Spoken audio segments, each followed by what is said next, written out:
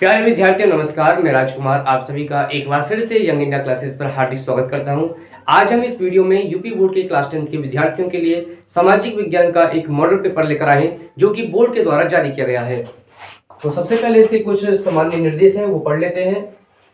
समय 3 घंटे 15 मिनट और जो पूर्णांक 70 अंक का है। प्रारंभ के 15 मिनट परीक्षार्थियों को प्रश्न पत्र पढ़ने के लिए निर्धारित हैं। प्रश्न पत्र 2 खंडों खंड ए व खंड ब में विभाजित है। खंड ए में 20 अंक के बहुविकल्पीय प्रश्न है जिनका उत्तर आपको किस पर देना है बच्चों? ओएमआर सीट पर। ओएमआर सीट पर उत्तर अंकित किए जाने के पश्चात उसे काटे नहीं तथा इरेजर एवं व्हाइटनर आदि का प्रयोग न करें। जो भी आप एक बार आंसर टिक कर दें ओएमआर सीट पर, उसके बाद वो आपको चेंज नहीं करना। अब इसलिए ओएमआर सीट बहुत ही ध्यान से भरें। खंड में 50 अंकों का है। इसमें वर्णात्मक 1 व वर्णात्मक 2 एवं मानचित्र संबंधित 2 प्रश्न हैं। अब देखिए जो खंड में है ये कितने अंक का है? 50 अंक का। इसमें 40 अंक के आपसे वर्णात्मक प्रश्न पूछे जाएंगे और 10 अंक के आपके मानचित्र संबंधित प्रश्न हैं। दिए गए मानचित्र को उत्तर पुस्तिका के में मजबूती के साथ संलग्न करना आवश्यक है। तो ये तो सामान्य निर्देश है, एक बार अच्छे से पढ़ लें। आपका जो बोर्ड का पेपर होगा उसमें भी यही निर्देश आएंगे। अब देखिए यहां से शुरू होता है आपका मॉडल पेपर।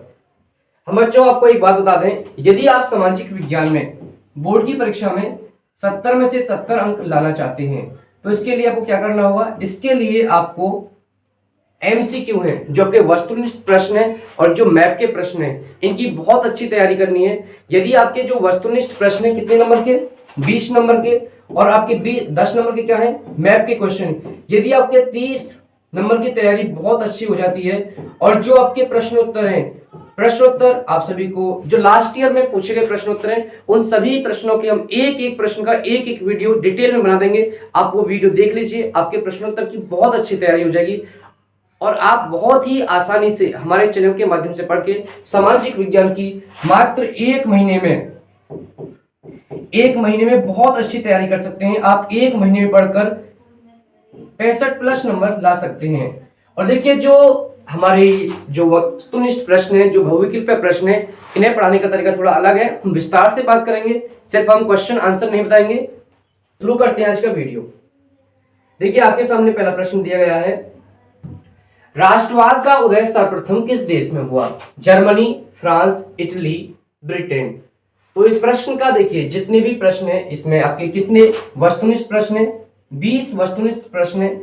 यदि आपको उत्तर पता है तो आप सभी को जैसे कि प्रश्न 1 कमेंट करके लिखेंगे, प्रश्न 1 उत्तर जो भी है आपके हिसाब से वो उत्तर आप कमेंट करेंगे।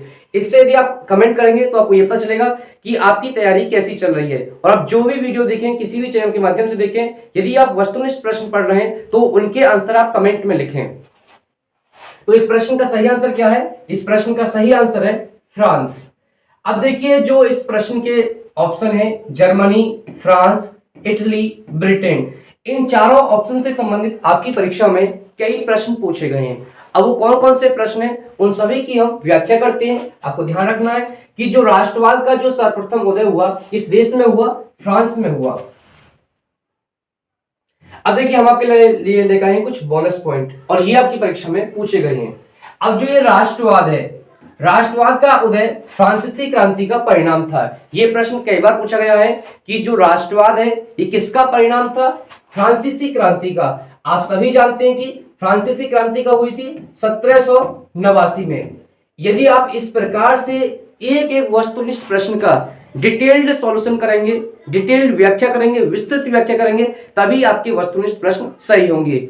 इस मॉडल पेपर में सिर्फ 20 एमसीक्यू दिए गए हैं, लेकिन जो हमने व्याख्या की है उससे आपके 100 से भी ज्यादा एमसीक्यू तैयार हो जाएंगे। ऐसे हमारे मात्र आप 4 मॉडल पेपर तैयार कर लीजिए, हम गारंटी दे रहे हैं कि आपके सामाजिक विज्ञान में 70 में से 65+ नंबर आएंगे। तो देखिए ये प्रश्न पूछा जा सकता है आपसे, राष्ट्रवाद का उदय किसका परिणाम था? आप बताएंगे फ्रांसीसी क्रांति का। और ये फ्रांसीसी क्रांति कब हुई? 1789 में। प्रश्न पूछा जाएगा फ्रांसीसी क्रांति कब हुई? 1789 में। एक प्रश्न पूछा जाता है कि फ्रांसीसी क्रांति के समय फ्रांस का शासक कौन था? तो आप बताएंगे कौन था? लुई 16। फ्रांसीसी क्रांति के समय फ्रांस का शासक कौन था? लुई 16। और एक और प्रश्न पूछा जाता है कि नेपोलियन बोनापार्ट का संबंध किससे था? तो आप ध्यान रखेंगे, जब बात किसकी कर रहे हैं हम? फ्रांस की, तो फ्रांस से संबंध किसका है? Napoleon Bonaparte. ये प्रश्न भी पूछा जाता है कि जो नेपोलियन बोनापार्ट है ये फ्रांस का शासक कब बना था? तो आप ध्यान रखेंगे, ये फ्रांस का शासक कब बना था? 1804 में। और इसकी पराजय कब हुई थी? इसकी हार कब हुई थी? ये भी प्रश्न पूछा गया है। इसकी पराजय कब हुई थी? 1815 में। तो एक ही ऑप्शन से हमारे बहुत सारे प्रश्न तैयार हुए। अब देखिए इटली का एकीकरण, जो इटली का एकीकरण है इससे संबंधित परीक्षा में प्रश्न पूछे जाते हैं। तो आपको ध्यान रखना है कि इटली का एकीकरण कब हुआ था? 1859 से लेकर 1870 तक। इटली के एकीकरण में 4 व्यक्तियों का योगदान था। अब वो 4 व्यक्ति कौन है? मेत्सनी, गैरिबाल्डी, काबुर, विक्टर इमैनुअल द्वितीय। अब ये प्रश्न कई बार पूछा गया है कि जो विक्टर इमैनुअल द्वितीय है ये इटली के शासक कब बने थे? आप ध्यान रखेंगे कब बने थे इटली के शासक? 1861 में। जो आपको बच्चों ऐसा लग रहा हुआ कि हम बहुत ज्यादा डिटेल्ड व्याख्या कर रहे हैं, ऐसा नहीं है कि ये सभी प्रश्न आपकी परीक्षा में पूछे गए। जो भी हमने बोनस फैक्ट में लिखा है इसमें वही चीजें लिखी गई हैं जो आपकी परीक्षा में पूछे गए हैं। तो ध्यान रखेंगे कि जो विक्टर इमैनुअल द्वितीय है ये इटली के शासक कब बने थे? 1861 में। अब देखिए जो पहला ऑप्शन क्या है? जर्मनी। जर्मनी से भी संबंधित कई प्रश्न पूछे गए हैं। जर्मनी का एकीकरण कब हुआ है? 1866 से लेकर 1871। ठीक है। जो जर्मनी है, जर्मनी के एकीकरण का जनक किसे कहा जाता है? तो आप ध्यान रखेंगे जो ओटो वॉन बिस्मार्क है। कौन? Otto von Bismarck. इनको जर्मनी के एकीकरण का जनक कहा जाता है। कैसर विलियम प्रथम। कैसर विलियम प्रथम कौन है? ये जर्मनी के शासक सम्राट बने थे कब? 1871 में। दोनों प्रश्न पूछे गए। जर्मनी के एकीकरण का जनक किसे कहा जाता है? आप बताएंगे ओटो वॉन बिस्मार्क को। और ये प्रश्न भी पूछा गया है कि जो कैसर विलियम प्रथम है ये जर्मनी के सम्राट कब बने थे? 1871 में। अब बात करते हैं किसकी? ब्रिटेन की। ब्रिटेन का राष्ट्रगान क्या है? ये प्रश्न कई बार पूछा गया है कि ब्रिटेन का राष्ट्रगान क्या है? आप ध्यान रखेंगे God save our Nobel king. क्या है? God save our Nobel king. और ये प्रश्न राष्ट्रवाद का उदय सर्वप्रथम किस देश में हुआ था? इसका सही आंसर क्या है? इसका सही आंसर है बी, फ्रांस। तो विद्यार्थियों आपको देखिए चाहे कोई भी विषय हो, हिंदी हो, विज्ञान हो, गणित हो, इंग्लिश हो, हर विषय के जो वस्तुनिष्ठ प्रश्न है उनकी डिटेल्ड व्याख्या करनी है, आपको स्वयं से करनी है, ताकि आप एक प्रश्न से संबंधित जितने भी ऑप्शन हैं उनके बारे में आपको जानकारी प्राप्त हो जाए। तभी आपके सामाजिक विज्ञान हो या कोई भी विषय हो उसमें आपके तभी अच्छे नंबर आएंगे। तो उम्मीद करते हैं कि जो पहला प्रश्न है इस प्रश्न से संबंधित, अब आपकी परीक्षा में कोई भी प्रश्न से संबंधित, किसी भी तथ्य से संबंधित प्रश्न पूछा जाएगा तो आपका आंसर गलत नहीं होगा। और ये सारी चीजें आप एक बार में याद करने की कोशिश ना करें, इस वीडियो को कम से कम आप 2 या 3 बार देखें। 2 या 3 बार देखने के बाद आप चीजों को याद करें। तो देखिए अगला प्रश्न, ड्यूक मेटरनिक ने सामाजिक व्यवस्था का सबसे खतरनाक दुश्मन किसको माना? रूसो, विक्टर इमैनुअल द्वितीय, कॉल्विन, जोसेफी मैथ्सनी। तो यदि इस प्रश्न का आपको आंसर पता है तो आप सभी कमेंट करके बताइए कि प्रश्न नंबर 2 का कौन सा आंसर सही है, ए, बी, सी, डी। तो इसका सही आंसर क्या है? इसका सही आंसर है डी, जोसेफी मैथ्सनी। अभी देखिए जो हमने जिस अभी प्रश्न की व्याख्या की थी क्वेश्चन नंबर 1 की, तो उसमें बताया था कि जो मैथ्सनी है इसका संबंध किससे है? इसका संबंध इटली से है। और जो विक्टर इमैनुअल द्वितीय इसका संबंध किससे है? इसका संबंध भी आपका इटली से है। और हमने बताया था कि जो विक्टर इमैनुअल द्वितीय है ये इटली का सम्राट कब बना था? तो आपको सही बताना है कि जो विक्टर इमैनुअल द्वितीय है ये इटली का सम्राट कब बना था? ये बना था सम्राट कब? 1861 में। अब देखिए जो रूसो, रूसो कौन है? रूसो एक दार्शनिक है। कौन है ये? दार्शनिक। अब इस प्रश्न के बारे में हम जो सही आंसर क्या है इसका? डी। इसके बोनस फैक्ट देखते हैं जो आपकी परीक्षा में पूछे जाएंगे। देखिए रूसो ये कौन है? ये स्विट्जरलैंड के दार्शनिक हैं और इनकी एक किताब है, ये कई बार परीक्षा में पूछी गई है। इनकी किताब कौन सी है? The social contract. आपको ध्यान रखना है कि द सोशल कॉन्ट्रैक्ट पुस्तक किसकी है, किसकी किताब है, वो रूसो की। विक्टर इमैनुअल द्वितीय, ये कौन है, ये इटली का शासक है ये, और कब बना था, 1861 में। जोसेफ ई मैथ्सनी कौन है, ये इटली का क्रांतिकारी है, और इसका जन्म कब हुआ था, इसका जन्म हुआ था 1807 में। और इसने दो गुप्त संगठनों की स्थापना की थी, इसने दो क्रांतिकारी संगठनों की स्थापना की थी। वो कौन से हैं, यंग इटली और यंग यूरोप। ये मोस्ट इंपोर्टेंट है, आपको ध्यान रखना है कि जो यंग इटली है और जो यंग यूरोप है, इनकी स्थापना किसने की थी, आप बताएंगे, जोसेफ ई मैथ्सनी या फिर मैजनी। इसे हम मैजनी के नाम से भी जानते हैं, आप ध्यान रखेंगे। जोसेफ ई मैथ्सनी या जोसेफ ई मैजनी ने क्या किया था, यंग इटली और यंग यूरोप की स्थापना की थी। ये कौन थे, इटली के क्रांतिकारी थे। इनका जन्म कब हुआ था, 1807 में। अब जानते हैं हम किसके बारे में, ड्यूक मेटरनिक के बारे में। ये ड्यूक मेटरनिक कौन है। देखिए, ड्यूक मेटरनिक के दो कथन, दो स्टेटमेंट बहुत ही प्रसिद्ध हैं। एक तो यही कि हमारी सामाजिक व्यवस्था का सबसे खतरनाक दुश्मन कौन है, मैजनी। इन्होंने मैजनी को सामाजिक व्यवस्था का सबसे बड़ा, सबसे खतरनाक दुश्मन बताया था।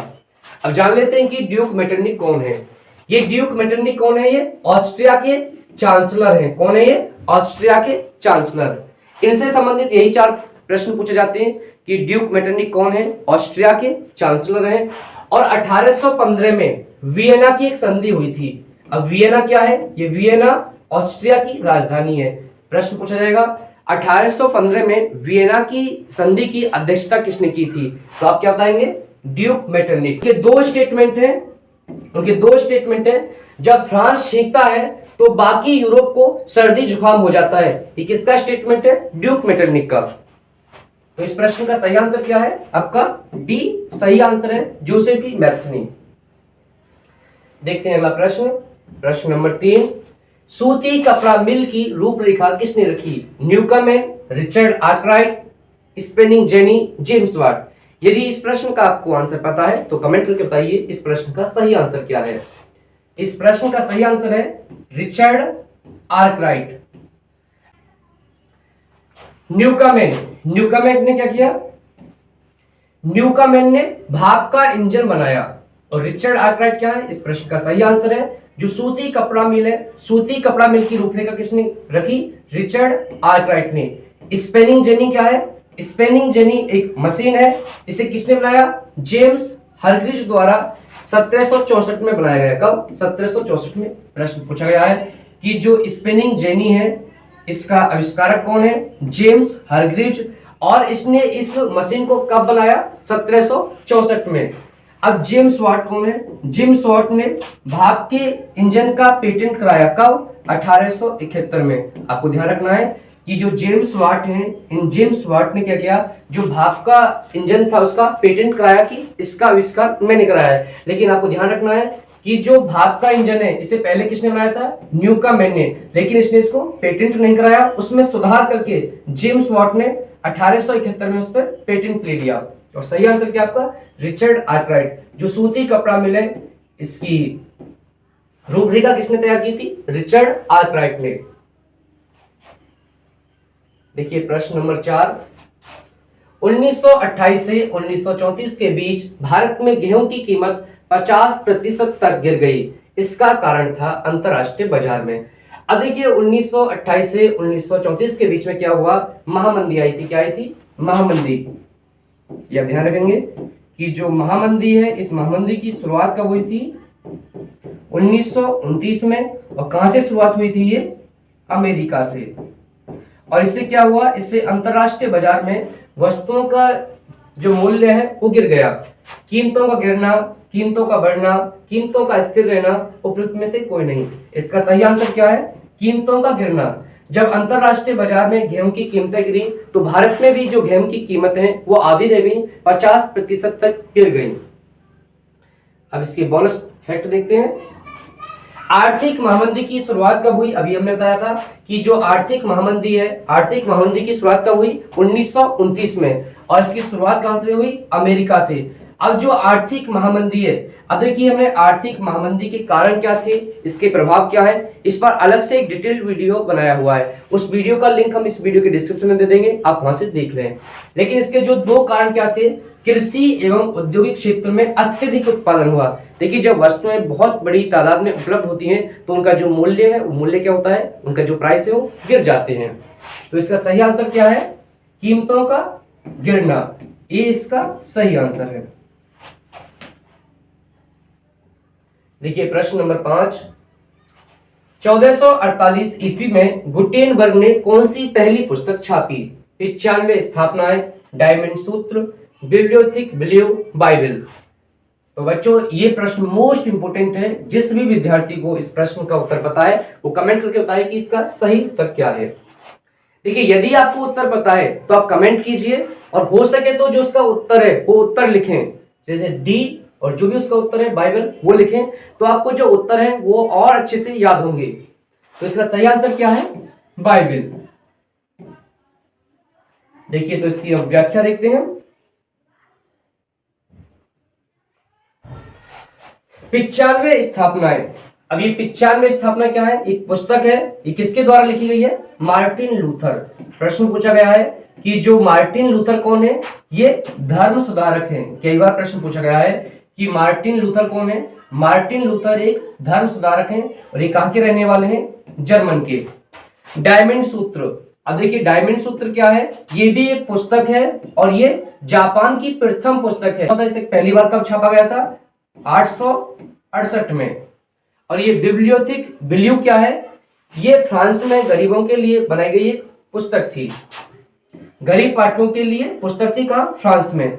और बाइबल क्या है, बाइबल इस प्रश्न का सही उत्तर है। 1448 में जो गुटेनबर्ग हैं, इन्होंने कौन सी पुस्तक छापी थी सबसे पहले, बाइबल। अब देखिए बात करते थे मुद्रण की। जो मुद्रण की कला है, जो तकनीक है, ये सबसे पहले कहां विकसित हुई थी, ये सबसे पहले विकसित हुई थी किसमें, चीन में, फिर उसके बाद जापान में और फिर कोरिया में। प्रश्न पूछा गया है कि चीन में कब से किताबें छापी जाने लगी, तो आप बताएंगे 594 ईस्वी से चीन में पुस्तकें छापी जाने लगी। और जो जापान की सबसे पुरानी पुस्तक कौन सी है, डायमंड सूत्र, और ये कब छापी गई थी, 868 में। देखते हैं अगला प्रश्न, बेल्जियम में सामुदायिक सरकार का चुनाव कौन करता है? एक ही भाषा बोलने वाले लोग, सभी भाषाओं को बोलने वाले लोग, केवल जर्मन भाषा बोलने वाले लोग, उपयुक्त सभी। अब देखिए जो बेल्जियम है, बेल्जियम की विशेषता क्या है, वहां की सामुदायिक सरकार। ये प्रश्न आपको ध्यान रखना है कि जो सामुदायिक सरकार है ये कहां की विशेषता है, बेल्जियम की। और जो सामुदायिक सरकार है इसका गठन कौन करते हैं, सिर्फ एक ही भाषा बोलने वाले लोग। ये ध्यान रखेंगे आप, एक ही भाषा बोलने वाले लोग क्या करते हैं, ऊपर सामुदायिक सरकार का चुनाव करते हैं। अब इससे संबंधित जो बोनस फैक्ट है, जो पॉइंट है आपकी परीक्षा में पूछे जाते हैं, वो यहाँ पर हमने सभी लिखे हैं, देख लीजिए आप। बेल्जियम पूछा गया है, बेल्जियम किस महाद्वीप का देश है, तो बताएंगे ये यूरोप का एक छोटा सा देश है। किसका, यूरोप का। कैसा देश है, छोटा। इसके पड़ोसी देश कौन से हैं, फ्रांस, जर्मन, लग्जमबर्ग और स्विट्जरलैंड। जो बेल्जियम है, इस बेल्जियम के 4 पड़ोसी देश हैं, कौन कौन से, फ्रांस, जर्मनी, लग्जमबर्ग और स्विट्जरलैंड। अब देखिए जो 59% लोग हैं वो फ्लेमिश इलाके में रहते हैं और कौन सी भाषा बोलते हैं, डच। ये प्रश्न भी पूछे गए हैं। 40% लोग किस इलाके में रहते हैं, वेलोनिया में, और कौन सी भाषा बोलती हैं, फ्रेंच। अब जो यहाँ के 1% लोग हैं वो कौन सी भाषा बोलती है, जर्मन। तो यहाँ पर जो सामुदायिक सरकार है, जो डच लोग हैं उनकी अलग सरकार होगी सामुदायिक सरकार, जो फ्रेंच लोग हैं उनकी अलग होगी, और जो जर्मन भाषा बोलते हैं उनकी अलग सरकार होगी, कौन सी, सामुदायिक सरकार। अब देखिए बात करते हैं राजधानी। ये भी प्रश्न पूछा गया है कि जो बेल्जियम की राजधानी क्या है, बेल्जियम की राजधानी है ब्रुसेल्स। क्या है, ब्रुसेल्स। और देखिए जो बेल्जियम की राजधानी ब्रुसेल्स है, वहां पर यूरोपियन संघ का मुख्यालय स्थित है। ये प्रश्न भी पूछा गया, मोस्ट इंपोर्टेंट है। ये प्रश्न पूछा गया है कि जो यूरोपीय संघ है, यूरोपियन संघ है, उसका मुख्यालय कहां स्थित है, आप बताएंगे वो ब्रुसेल्स में स्थित है। अब देखिए बात करते हैं हम राजधानी की। ब्रुसेल्स में जो 80% लोग हैं वो कौन सी भाषा बोलते हैं, वो फ्रेंच बोलते हैं, और 20% लोग कौन सी भाषा बोलते हैं, डच बोलते हैं। तो बस इतना आप बेल्जियम के बारे में याद रखेंगे। इससे अलग कुछ भी नहीं पूछा जाएगा। अगला प्रश्न है, निम्नलिखित में से कौन सा लक्षण संघीय सरकार से संबंधित नहीं है। अब देखिए, जो संघीय सरकार क्या है, संघीय सरकार ये सरकार की व्यवस्था है, इसमें सरकार की 2 या 2 से अधिक स्तर होते हैं। अब इसकी कुछ यहाँ पूछ रहा है कि कौन सा संबंधित नहीं है। कठोर एवं लिखित संविधान, ये बात बिल्कुल सही है कि जो संघीय सरकार है वहां कठोर एवं लिखित संविधान होता है। शक्तियों का केंद्रीकरण, ये गलत है, और जो गलत है वही पूछ रहा है कि नहीं है, इसमें शक्तियों का केंद्रीकरण नहीं होता, इसमें शक्तियों का केंद्रीकरण नहीं होता, बल्कि क्या होता है, विकेंद्रीकरण होता है, विकेंद्रीकरण होता है। संघ एवं राज्यों के मध्य शक्तियों का विभाजन, बिल्कुल सही है। सर्वोच्च न्यायालय, ये भी सही है। तो ये प्रश्न आपको समझ में आ गया होगा कि जो संघीय सरकार है उसमें शक्तियों का केंद्रीयकरण नहीं होता, बल्कि क्या होता है, विकेंद्रीयकरण होता है। अब इससे संबंधित कुछ बोनस फैक्ट जान लेते हैं।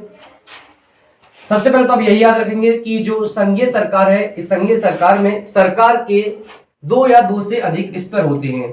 अब संघीय सरकार वाले देश कौन से हैं? अब देखिए, जो संघीय सरकार है, जो संघ है, उन संघों का गठन 2 प्रकार से किया जाता है। एक तो साथ आकर संघ बनाने वाले देश, इसके एग्जाम्पल क्या है, संयुक्त राज्य अमेरिका, स्विट्जरलैंड और ऑस्ट्रेलिया। आप ये ध्यान रखेंगे सिर्फ कि किन किन देशों में संघात्मक सरकार है, संयुक्त राज्य अमेरिका, स्विट्जरलैंड, ऑस्ट्रेलिया।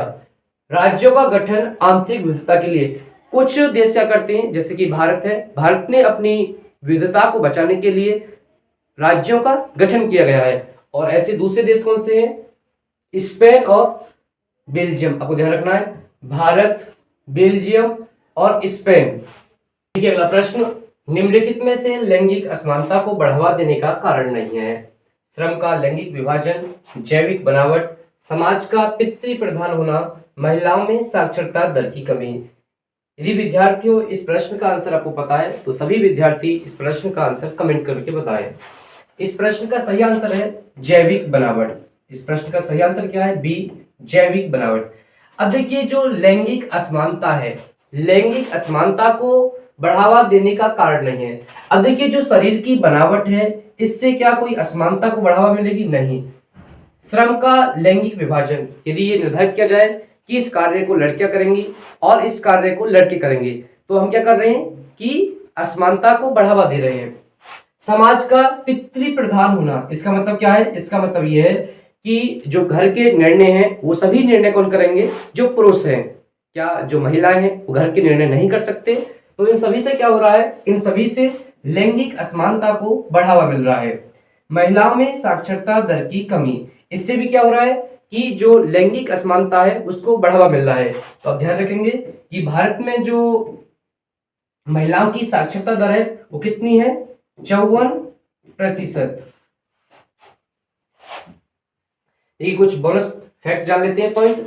महिलाओं की साक्षरता दर कितनी है भारत में, 54%, और जो पुरुष साक्षरता दर है वो कितनी है, 76%। आप ध्यान रखेंगे कि भारत में जो लिंग अनुपात है वो कितना है, 919। ये सभी प्रश्न परीक्षा में पूछे गए हैं। देखिए प्रश्न नंबर 9, सांप्रदायिकता की समस्या प्रारंभ होती है जब। अब देखिए, सांप्रदायिकता का मतलब क्या होता है, सांप्रदायिकता का मतलब होता है कि जब एक ही धर्म को राष्ट्र का आधार मान लिया जाता है, जब कुछ लोग एक धर्म में कट्टरता से विश्वास करते हैं और ये सोचने लगते हैं कि हमारा ही धर्म श्रेष्ठ है, सर्वश्रेष्ठ है, और जो दूसरे धर्म है वो धर्म हमारे धर्म से निम्न है, उनका जो सम्मान है वो हमारे धर्म से कम है। जब ऐसी भावना लोगों के अंदर पनपती है तो उसे क्या कहते हैं, सांप्रदायिकता। धर्म को ही राष्ट्र का आधार मान लिया जाए, धर्म को राष्ट्र से अलग कर दिया जाए, सभी धर्मों को समान रूप से माना जाए, कुछ ही धर्मों को प्रधानता दी जाए। तो इसका सही आंसर क्या है, धर्म को ही राष्ट्र का आधार मान लिया जाए। अब देखिए, सभी धर्मों को समान रूप से माना जाए, ऐसी विचारधारा को क्या कहते हैं हम, ऐसी विचारधारा को कहते हैं हम धर्मनिरपेक्षता। ये प्रश्न भी है आपकी परीक्षा में, धर्मनिरपेक्षता। अब धर्मनिरपेक्षता में क्या होता है, धर्मनिरपेक्षता में राष्ट्र का कोई भी धर्म नहीं होता, राष्ट्र सभी धर्मों को समान रूप से देखता है, सभी धर्मों की समान इज्जत करता है। ऐसी विचारधारा को क्या कहते हैं हम? धर्म निरपेक्षता।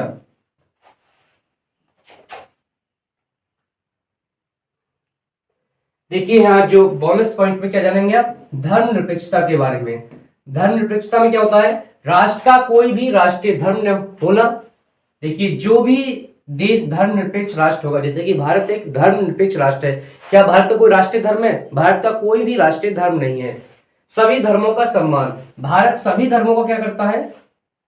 सम्मान करता है। और धार्मिक स्वतंत्रता, हर व्यक्ति को क्या होती है?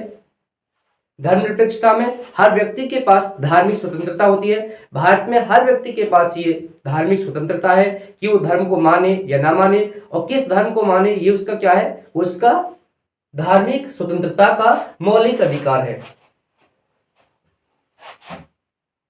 देखिए अगला प्रश्न, मोस्ट इंपोर्टेंट प्रश्न है आपकी परीक्षा में। ये प्रश्न कई बार पूछा गया है। निम्नलिखित में से कौन सा संघ सूची का विषय नहीं है? प्रतिरक्षा, मुद्रा, शिक्षा, विदेशी मामले। इस प्रश्न का उत्तर जिन भी विद्यार्थियों को पता है वे सभी विद्यार्थी इस प्रश्न का उत्तर कमेंट करके बताएं। इस प्रश्न का सही आंसर क्या है? शिक्षा। अब देखिए जो भारतीय संविधान है, भारतीय संविधान में 3 सूची हैं, संघ सूची, राज्य सूची, समवर्ती सूची। और जो संघ सूची है उन पर जो कानून बनाने का अधिकार है वो किसके पास है? केंद्र सरकार को। और जो राज्य सूची है उस पर जो कानून बनाने का अधिकार है वो किसको है? राज्य सरकारों को। और जो समवर्ती सूची है एक ऐसी सूची है कि इनके विषयों पर कानून आपकी जो राज्य सरकार है और जो केंद्र सरकार है, दोनों सरकारें कानून बना सकती हैं।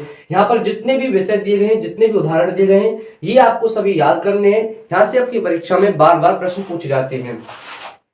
सबसे पहले बात करते हैं हम संघ सूची। ये ध्यान रखना है कि जो संघ सूची के विषय हैं इन पर सिर्फ कानून बनाने का अधिकार किसके पास है? इन पर कानून बनाने का अधिकार सिर्फ और सिर्फ जो आपकी केंद्र सरकार है, संघीय सरकार है, उसके पास है।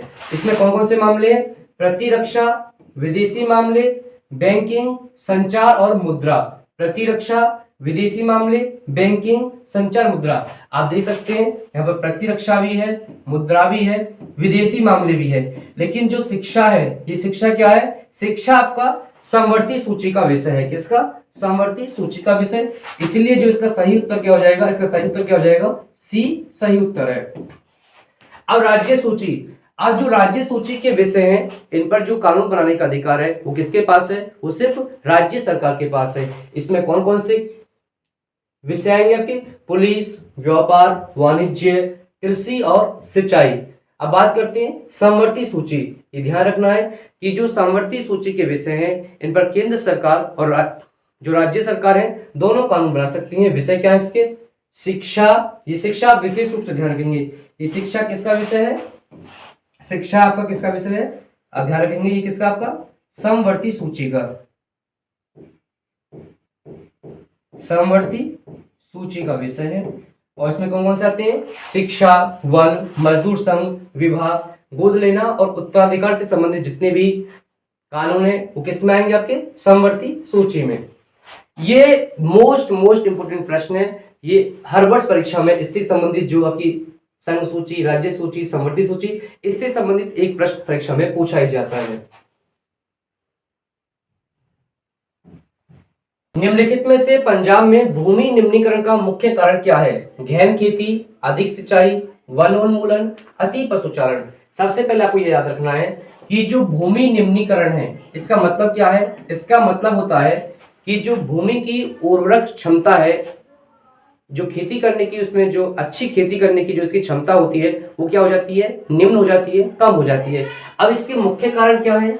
गहन खेती, मतलब बहुत ज्यादा खेती करेंगे तो भी जो जमीन की उर्वरक क्षमता है वो क्या हो जाएगी? कम हो जाएगी।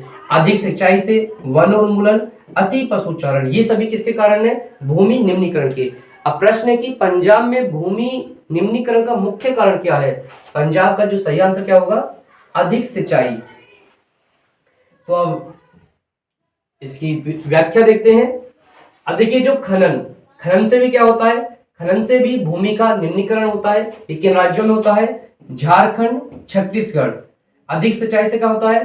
पंजाब, हरियाणा और पश्चिमी उत्तर प्रदेश। ये जो 3 राज्य हैं, पंजाब, हरियाणा और जो उत्तर प्रदेश का जो पश्चिमी भाग है, यहाँ पर जो अधिक सिंचाई है, अधिक सिंचाई से भी क्या हो रहा है, जो भूमि की उपजाऊ क्षमता है, जो उर्वरक क्षमता है, वो क्या हो रही है, कम हो रही है। अब वनोन्मूलन मतलब वनों की कटाई, वनों की कटाई के कारण उड़ीसा में क्या हो रहा है, भूमि का निम्नीकरण हो रहा है। अति पशुचारण मतलब आप भूमि पर अधिक पशुओं को चराएंगे तो इससे भी क्या होगा कि जो भूमि की उर्वरक क्षमता है वो कम हो जाती है। गुजरात, राजस्थान, मध्य प्रदेश और महाराष्ट्र में इसका सही आंसर क्या था, अधिक सिंचाई। कहाँ अधिक सिंचाई के कारण आपका पंजाब, हरियाणा, पश्चिमी उत्तर प्रदेश में क्या हो रहा है, भूमि का संकुचन, कहीं यहाँ पे निम्नीकरण, बात एक ही है। देखिए मोस्ट इंपोर्टेंट प्रश्न है, सुमेलित कीजिए। एक सूची में आपके बांध दिए हैं, दूसरी सूची में आपकी नदी दी गई है। भाखड़ा नागल, हीराकुंड, सरदार सरोवर, टिहरी। अब जो भाखड़ा नागल डैम है ये किस नदी पर बना हुआ है, ये बना हुआ आपके सतलज नदी पर। तो एक आंसर क्या होगा, एक आंसर होगा 3। और जो हीराकुंड डैम है, ये हीराकुंड डैम किस पर है, महानदी पर। तो बी का आंसर क्या होगा, सरदार सरोवर। सरदार सरोवर किस पर बना हुआ है, सरदार सरोवर बना हुआ आपका नर्मदा पर। तो सी का आंसर क्या हो जाएगा 1। और जो टेहरी है ये किस पर बना हुआ है, भागीरथी। तो देखिए आप एक आंसर 3 पर, ये एक आंसर 3 पर दिया हुआ है, यहाँ पर भी दिया हुआ है। और बी का आंसर 4 पर दिया हुआ है। देखिए बी का आंसर 4 पर दिया हुआ है यहाँ पर। सी का आंसर 1 पर दिया हुआ है और डी का आंसर 2 पर। तो जो सी है इसका सही आंसर क्या है, सी। अब देखिए ये जो बांध और नदी है इसका जो कॉन्सेप्ट है ये आपके लिए मोस्ट इंपोर्टेंट है। यहां से संबंधित प्रश्न आपके जो मानचित्र कार्य है भूगोल के, वहां से भी प्रश्न पूछे जाते हैं। तो आपको 8 डैम याद रखने हैं, कितने, आपको 8 बांध याद रखने हैं कि वो किस किस नदी पर स्थित है। नदी और बांध, ये कौन से 8 बांध हैं जो आपकी परीक्षा में पूछे जाते हैं, वो आपको याद रखने हैं। ये लिस्ट है। जो सलाल बांध है, ये सलाल बांध किस नदी पर है, चिनाब नदी पर है। और किस राज्य में स्थित है, जम्मू कश्मीर में। भाखड़ा नागल सतलुज नदी पर, किस राज्य में, हिमाचल प्रदेश। टिहरी बांध किस नदी पर है, भागीरथी, किस राज्य में, उत्तराखंड। राणा प्रताप सागर किस नदी पर बना हुआ है, चंबल पर, किस राज्य में है, राजस्थान। सरदार सरोवर किस नदी पर है, नर्मदा में, कहां स्थित है, गुजरात में। हीराकुंड डैम किस नदी पर बना हुआ है, महानदी, किस राज्य में स्थित है, उड़ीसा। नागार्जुन सागर किस नदी पर है, कृष्णा नदी, और किन राज्यों में स्थित है, तेलंगाना और आंध्र प्रदेश। तुंगभद्रा बांध किस नदी पर है, तुंगभद्रा नदी पर, और किस राज्य में, कर्नाटक में। या तो आप इसका स्क्रीनशॉट खींच लीजिए यानी लिख लीजिए, मोस्ट इंपोर्टेंट है। यहाँ से मानचित्र संबंधित कार्य भी पूछे जाते हैं और यहाँ से संबंधित वस्तुनिष्ठ प्रश्न भी, ये मोस्ट इंपोर्टेंट है इस मॉडल पेपर का। देखिए प्रश्न नंबर 13, निम्नलिखित में से प्राथमिक क्षेत्र का क्रियाकलाप नहीं है। अब देखिए आपको बताना है कि जो प्राथमिक क्षेत्र है, जो आर्थिक गतिविधियां हैं, आर्थिक गतिविधि क्या होती है, वे सभी कार्य जो धन कमाने के उद्देश्य से किए जाते हैं उन्हें क्या कहते हैं हम, आर्थिक गतिविधि। तो उनकी भी उन्हें हम 3 क्षेत्रों में बांटते हैं, प्राथमिक, द्वितीयक, तृतीयक। तो यह पूछ रहा है कि प्राथमिक क्षेत्र का क्रियाकलाप नहीं है, गुड़ बनाना, कृषि, मछली पकड़ना, डेयरी। अब देखिए जो गुड़ बनाना है, जहां पर किसी भी चीज को बनाया जाता है उसमें क्या होता है, उसमें जो प्राथमिक क्षेत्र है, प्राथमिक क्षेत्र की वस्तुओं का प्रयोग करके उसमें वस्तुओं का निर्माण किया जाता है। अब जो गुड़ बनाना है इसमें हमें कृषि से किसका उपयोग करना होता है, गन्ना से। अब जो गन्ना की खेती है ये क्या हो जाएगा, ये तो हो जाएगा आपका प्राथमिक क्षेत्र। मछली पकड़ना ये भी प्राथमिक क्षेत्र में होगा। अब डेयरी है, जो पशुपालन है, पशुपालन भी किस में आएगा, आपका प्राथमिक क्षेत्र में। लेकिन जो गुड़ बनाना है ये किस में आएगा, आपका द्वितीयक क्षेत्र में। तो इसका जो सही आंसर क्या होगा, केवल कै, जो आपका ए ऑप्शन बिल्कुल सही है। अब इस प्रश्न की हम थोड़ी विस्तृत व्याख्या करते हैं जो आपकी परीक्षा के लिए काफी महत्वपूर्ण है। आर्थिक गतिविधियों का विभाजन। आर्थिक गतिविधि मतलब, आर्थिक गतिविधि का मतलब होता है धन कमाने के लिए किए गए काम, धन कमाने के लिए किए गए कार्य। अब देखिए आर्थिक गतिविधियों का विभाजन तीन अलग अलग आधार पर किया गया है। प्रकृति के आधार पर, कार्य की दशा के आधार पर, स्वामित्व के आधार पर। ये आपको सभी याद रखने हैं। जो प्राथमिक क्षेत्र है, प्राथमिक क्षेत्र को क्या कहते हैं हम? कृषि एवं सहायक क्षेत्र कहते हैं। क्या कहते हैं? कृषि एवं सहायक क्षेत्र कहते हैं। और जो द्वितीयक क्षेत्र है ये किसके आधार पर है? प्रकृति के आधार पर। प्रकृति के आधार पर जो आर्थिक गतिविधियां हैं हम उन्हें तीन भागों में बांटते हैं, प्राथमिक क्षेत्र, और प्राथमिक क्षेत्र का जो दूसरा नाम है वो भी आपको याद रखना है, कृषि एवं सहायक क्षेत्र। ये परीक्षा में पूछा गया है। द्वितीयक क्षेत्र इसे क्या कहते हैं? औद्योगिक क्षेत्र। इसमें क्या होता है? विनिर्माण एवं निर्माण कार्य, इसमें वस्तुओं का निर्माण किया जाता है।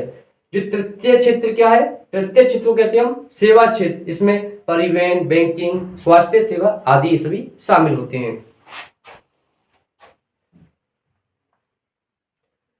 सार्वजनिक एवं निजी क्षेत्र को किस आधार पर वर्गीकृत किया जाता है?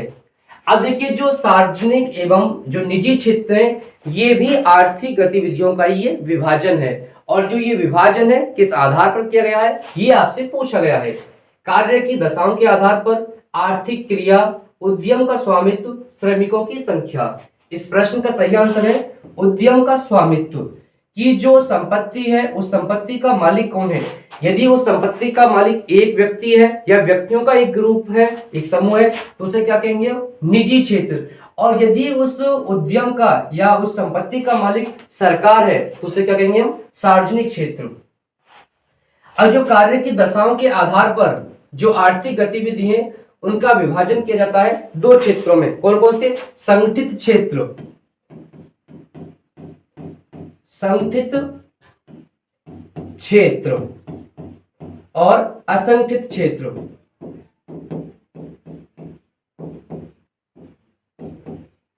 प्यारे विद्यार्थियों, देखिए जो आर्थिक गतिविधि क्या है और इनका जो विभाजन है इसका हमने अलग से एक वीडियो बनाया हुआ है। उसका डिटेल्ड जो वीडियो है इस वीडियो के डिस्क्रिप्शन में उसका लिंक दे देंगे हम, आप वहां से देख सकते हैं। एक बार इसकी व्याख्या देख लेते हैं। यहाँ पर आर्थिक गतिविधियों का विभाजन, अब ये आपको याद रखना है, बहुत ही महत्वपूर्ण है कि जो प्रकृति के आधार पर जो विभाजन है इसके तीन है, प्राथमिक, द्वितीयक और तृतीयक। कार्य की दशा के आधार पर दो है, अभी बताया हमने, संगठित और असंगठित। और स्वामित्व के आधार पर कितने हैं? निजी और सार्वजनिक। जिससे संबंधित ये प्रश्न पूछा गया है। सार्वजनिक एवं निजी क्षेत्र को किस आधार पर वर्गीकृत किया गया है? आप देख सकते हैं स्वामित्व के आधार पर कहें या जो उद्यम मतलब जो उद्योग है उसका मालिक कौन है, इसके आधार पर क्या जो सार्वजनिक एवं निजी क्षेत्र है उनको विभाजित किया जाता है। देखिए अगला प्रश्न, भूक्षरण से क्या तात्पर्य है? भूमि का अनुपजाऊ होना, भूमि का दलदली होना, भूमि का उपजाऊ होना, भूमि का योजनाबद्ध उपयोग। तो इस प्रश्न का सही आंसर क्या है? इस प्रश्न का सही आंसर है भूमि का अनुपजाऊ होना। क्या होना? भूमि का अनुपजाऊ होना क्या कहलाता है? भूक्षरण। देखिए अगला प्रश्न, इनमें से कौन सा संरक्षण का तरीका समुदाय की सीधी भागीदारी नहीं करता? संयुक्त वन प्रबंधन, बीज बचाओ आंदोलन, चिपको आंदोलन, वन्य जीव पशु विहार का परिसीमन। इसका सही आंसर क्या बच्चों? इसका सही आंसर है डी, वन्य जीव पशु विहार का परिसीमन। ठीक है, परिसीमन का मतलब क्या होता है? उसकी सीमा निर्धारित करना। अब जितने भी वन्य जीव पशु विहार हैं उनकी जो सीमा निर्धारण का जो काम है जो राज्य सरकारें हैं वो केंद्र सरकारें हैं। और जो पहले तीन है, संयुक्त वन प्रबंधन, बीज बचाओ आंदोलन, चिपको आंदोलन, इन तीनों में क्या है? इन तीनों में समुदाय की सीधी भागीदारी है। अब इनके बारे में संक्षिप्त में जान लेते हैं हम। जो संयुक्त वन प्रबंधन है इसकी शुरुआत कब हुई थी? 1988 में। और ये कहां से हुई थी? उड़ीसा राज्य में। अब जो ये बीज बचाओ आंदोलन है ये कब शुरू हुआ था? 1980 के दशक में। और इसके संस्थापक कौन है? इसके संस्थापक हैं विजय जड़धारी। ये पूछा जा सकता है कि जो बीज बचाओ आंदोलन है इसकी शुरुआत किसने की थी? आप बताएंगे विजय जड़धारी ने। और ये उस समय के उत्तर प्रदेश से ही शुरू की गई थी, जो क्षेत्र किसमें आता है आपका? उत्तराखंड में। चिपको आंदोलन बहुत ही महत्वपूर्ण प्रश्न है, कई बार पूछा गया है। चिपको आंदोलन की शुरुआत कब की गई थी? 1973 में। और ये चमोली जिले से, जो कि उस समय क्या था? उस समय उत्तर प्रदेश का राज्य था। और 2000 वर्ष 2000 में क्या गया आपके, उत्तराखंड एक नया राज्य बनाया गया। तो आप ध्यान रखेंगे। अब आपसे कोई पूछे कि जो चिपको आंदोलन है इसकी शुरुआत कहां से हुई है, उत्तराखंड से, तो इसके दो महत्वपूर्ण नेता थे कौन, सुंदर बहुगुणा और गौरा देवी। पूछेगा सुंदर बहुगुणा का संबंध किससे, तो आप पाएंगे चिपको आंदोलन से। और जो विजय जड़धारी है उसका संबंध किससे है, बीज बचाओ आंदोलन से। इसका सही आंसर क्या है, वन्य जीव पशु विहार का परिसीमन। निम्नलिखित में से कौन सा व्यापार अवरोधों का लक्षण नहीं है। देखिए व्यापार अवरोधों का मतलब क्या होता है, व्यापार को नियंत्रित करने के तरीके। इसमें जो राष्ट्रीय सरकारें हैं वो नियंत्रण करती हैं कि किसी देश से कितना व्यापार, कितना सामान लाना है, हमें कितना सामान बेचना है, तो इसे क्या कहते हैं, व्यापार अवरोध। सरकार विदेशी व्यापार को नियमित करने के लिए व्यापार अवरोधों का प्रयोग कर सकती है, ये बिल्कुल सही है। सरकार यह निर्णय ले सकती है कि देश में किस प्रकार की वस्तुएं कितनी मात्रा में आयातित होनी चाहिए, ये बिल्कुल सही है। विश्व व्यापार संगठन व्यापार अवरोधों को बढ़ावा देता है, ये बिल्कुल गलत है कि जो विश्व व्यापार संगठन है वह व्यापार अवरोधों को बढ़ावा नहीं देता बल्कि वह व्यापार अवरोधों को कम करता है। अधिकतर देश व्यापार अवरोधों का प्रयोग अपने घरेलू उद्योग की सुरक्षा के लिए करते हैं, सही है। अब देखिए जो विश्व व्यापार संगठन है इससे संबंधित परीक्षा में कई प्रश्न पूछे गए हैं, उनकी अब हम चर्चा कर लेते हैं, ये काफी महत्वपूर्ण है आपके लिए।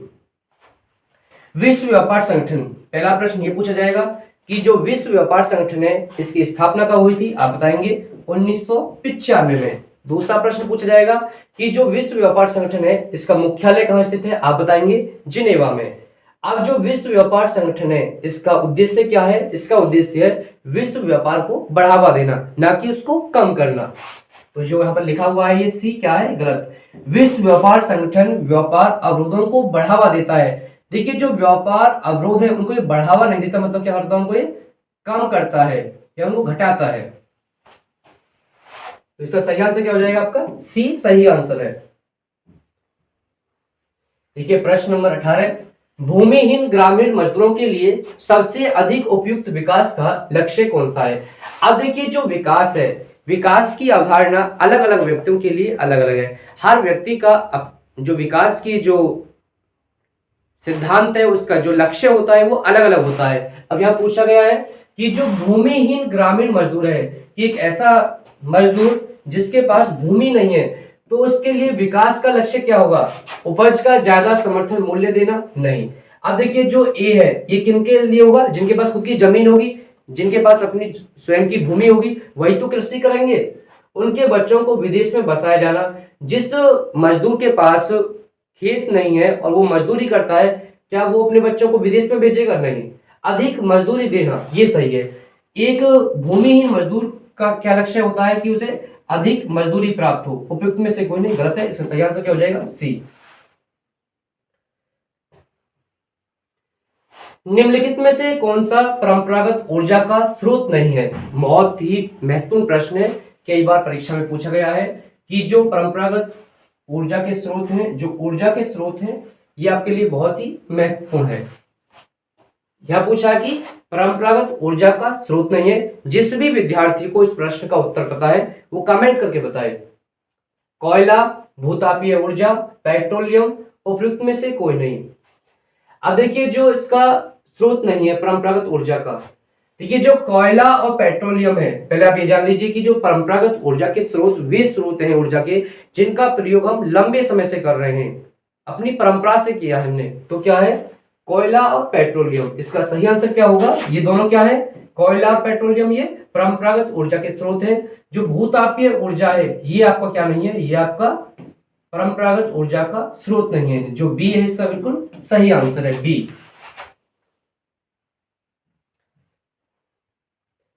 अब देखिए बोनस पॉइंट में क्या है आपके लिए, ऊर्जा के स्रोत। ऊर्जा के स्रोत कितने हैं, दो हैं, परंपरागत ऊर्जा के स्रोत और गैर परंपरागत ऊर्जा के स्रोत। अब परंपरागत ऊर्जा के स्रोत कौन से हैं, जिनका प्रयोग हम लंबे समय से कर रहे हैं, और वो कैसे हैं, आपके अनवीकरणीय है, मतलब उन्हें आपने एक बार यूज किया तो क्या हो जाएंगे, वो समाप्त हो जाएंगे। परंपरागत ऊर्जा के स्रोत के उदाहरण क्या है आपके? कोयला, पेट्रोलियम, प्राकृतिक गैस, जल विद्युत, ताप विद्युत, ये सभी किसके उदाहरण है आपके? परंपरागत ऊर्जा के स्रोत। अब जो गैर परंपरागत ऊर्जा के स्रोत है, इसके कौन से उदाहरण है? सौर ऊर्जा, पवन ऊर्जा, ज्वारीय ऊर्जा, भूतापीय ऊर्जा, परमाणु ऊर्जा और बायोगैस, ये सभी किसके उदाहरण है आपके? गैर परंपरागत ऊर्जा के स्रोत। आप देख सकते हैं कि जो भूतापीय ऊर्जा है वो क्या है? यहाँ पर गैर परंपरागत ऊर्जा के स्रोत में आती है। तो इसका सही आंसर क्या हो जाएगा? इसका सही आंसर होगा उत्तर बी। देखिए बच्चों, अगला प्रश्न, और ये वस्तुनिष्ठ का अंतिम प्रश्न है। वैश्वीकरण का बहुराष्ट्रीय कंपनियों के निवेश पर क्या प्रभाव पड़ा? अब देखिए, महत्वपूर्ण है कि जो वैश्वीकरण क्या है। यदि आपको ये नहीं पता है कि वैश्वीकरण क्या है, तो हमने इसके लिए अलग से वीडियो बनाया है, उसका लिंक हम इस वीडियो के डिस्क्रिप्शन में दे देंगे, आप वहां से देख लेंगे। बहुराष्ट्रीय कंपनियों के निवेश में वृद्धि हुई, बिल्कुल सही है। बहुराष्ट्रीय कंपनियों द्वारा भारत के विदेशी व्यापार के अधिकांश भाग पर नियंत्रण हुआ, ए और बी दोनों सही हैं। बहुराष्ट्रीय कंपनियों के आगमन से लोगों की आर्थिक स्थिति सुदृढ़ हुई, ये भी सही है। तो इस प्रश्न का सही आंसर क्या है? उपयुक्त सभी। तो प्यारे विद्यार्थियों, अभी तक हमने क्या किया कि जो यूपी बोर्ड के द्वारा कक्षा 10 सामाजिक विज्ञान का जो मॉडल पेपर जारी किया है, उसके जो 20 वस्तुनिष्ठ प्रश्न थे उनकी हमने विस्तृत व्याख्या की, और इनसे संबंधित कोई भी प्रश्न आपकी परीक्षा में पूछा जाता है तो आपका कोई भी प्रश्न गलत नहीं होगा, ये हमारी गारंटी है। अब बात करते हैं कि जो भाग 2 है वर्णात्मक प्रश्न 1 खंड ए, जो खंड ब है, इसके जो 8 क्वेश्चन हैं, इनके लिए हम अलग से वीडियो बनाएंगे क्योंकि वीडियो काफी लंबा हो गया है। तो इसका जो पार्ट बी है, उसके पार्ट बी का हम अलग से वीडियो बनाएंगे। तो विद्यार्थियों, वीडियो देखने के लिए धन्यवाद। मिलते हैं एक और बेहतर वीडियो के साथ, लेकिन आपको कमेंट करके बताना है कि यह वीडियो आपको कैसा लगा।